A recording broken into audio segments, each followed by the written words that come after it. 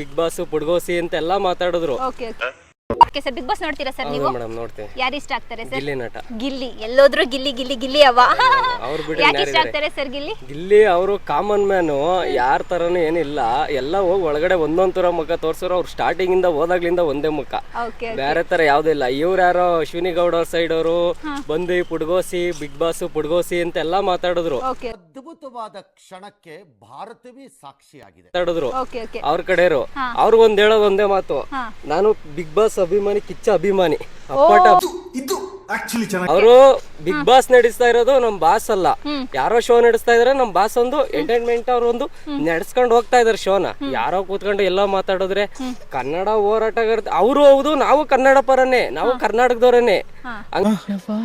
ಅವ್ನ ಭಾಷೆ ಮಾತಾಡಿದ್ದ ಅದೊಂದು ಭಾಷೆ ಇಲ್ಲ, ಕನ್ನಡ ಎಲ್ಲೋ ಬಿಲ್ಡಪ್ ಕೊಟ್ರೆ ಅವ್ರು ಕರ್ನಾಟಕ ಹೋರಾಟಗಾರರು ಅಲ್ಲವೇ ಅಲ್ಲ.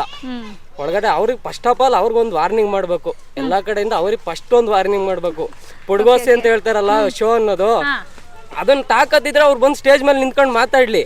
ಅಲ್ಲೆಲ್ಲೋ ನಿಂತ್ಕೊಂಡು ಮಾತಾಡಿದ್ರೆ ಅದು ಮಾತಲ್ಲ ಮೇಡಮ್. ಓಕೆ ಸರ್, ಇವಾಗ ಎಷ್ಟೊಂದು ಜನ ಹೇಳ್ತಾ ಇದ್ದಾರೆ ಗಿಲ್ಲಿ ಗೆಲ್ಬಾರ್ದು ಅಂತ ಅಪೋಸ್ ಮಾಡ್ತಾ ಇದ್ರಲ್ಲ, ಅದ್ರ ಬಗ್ಗೆ ಏನ್ ಹೇಳ್ತೀರಾ? ಅದು 1000 ಜನ ಅವ್ರು ದುಡ್ಡು ಕೊಟ್ಟು ಮಾಡಿಸ್ಬೋದು ಮೇಡಮ್. ನಾವು ಸ್ವಾಭಿಮಾನ ಅಭಿಮಾನದಿಂದ ಬಂದಿರೋದು, ಎದೆ ಒಳಗಿಂದ ಬಂದಿರೋದು. ಗಿಲ್ಲಿ ನೋಡಿದ್ರಿ ಮೊನ್ನೆನು ಶೋ ನೋಡಿದ್ರಿ ಟ್ಯಾಟೋ, ಅದು ಅಭಿಮಾನದಿಂದ ಬಂದಿರೋದು. ಗಿಲ್ಲಿನೂ ಒಂದ್ ಡೈಲಾಗ್ ಹೇಳವ್ರೆ, ಮನಿ ನಾಟ್ ಇಂಪಾರ್ಟೆಂಟ್, ಅಭಿಮಾನ ಎದೆ ಒಳಗಿಂದ ಬರ್ಬೇಕು ಅಂತ ಹೇಳಿದ್ದಾರೆ. ಅದು ಅಭಿಮಾನ ಒಳಗಡೆಯಿಂದಾನೇ ಬರ್ಬೇಕು. ಗಿಲ್ಲಿನೇ ನಾನು ನೈಟು ವೋಟಿಂಗ್ ಸ್ಟಾರ್ಟ್ ಆಗಿ 2 ನಿಮಿಷನೂ ಆಗಿಲ್ಲ, 99 ವೋಟು ಅವನಿಗೆ ಬಿದ್ದಿರೋದು. ನಾವು ಮನೇಲಿ ಇರೋರೆಲ್ಲ ವೋಟ್ ಅವ್ರಿಗೇನೆ. Thank you sir, thank you.